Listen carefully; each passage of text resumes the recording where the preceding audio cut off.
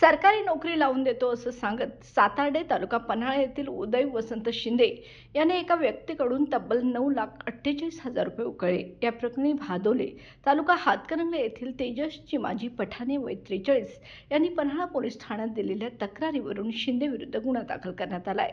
तेजस पठाणे हे कायद्याचे पदवीधर असून वकिली करतात। ओळखीतून शिंदे यांची त्यांच्याशी मैत्री झाली। शिंदे यांनी माझे वरिष्ठ शासकीय अधिकाऱ्यांशी संबंध आहेत, तुला सरकारी नोकरी लावून देतो असं सांगत पठाणे यांचा विश्वास संपादन केला। त्यानंतर त्यांनी नोकरी लावण्यासाठी 10 लाख रुपयांची मागणी केली। त्यावर विश्वास ठेवून पठाणे यांनी रोख व ऑनलाईन अशा दोन्ही पद्धतीने टप्प्याटप्प्याने 9,48,000 रुपये शिंदेना दिले। मात्र पैसे घेतल्यानंतर शिंदे यांनी वेळकाढूपणा करत नोकरी लावली नाही। जेव्हा पैसे मागायला गेले तेव्हा त्यांनी तू पुन्हा माझ्या दारात आलास तर पाय मोडून टाकीन अशी धमकी देखील दिली, असे फिर्यादीत नमूद करण्यात आलं आहे। पन्हाळा पोलीस ठाण्यात गुन्हा दाखल करण्यात आला असून सहाय्यक पोलीस निरीक्षक संजय बोंबले तपास करत आहेत।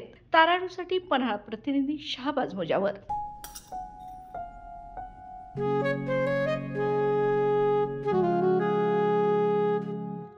बाबा, आज येताना बासुंदी घेऊन या ना। अगं, कालच आपण आईचा वाढदिवस होता म्हणून आणली होती ना। ऐकलं, गोकुळची बासुंदी पुन्हा खावीशी वाटतेय। खरं सांगू, मलाही खावीशी वाटतेय। पुन्हा पुन्हा खावीशी वाटणारी गोकुळ बासुंदी।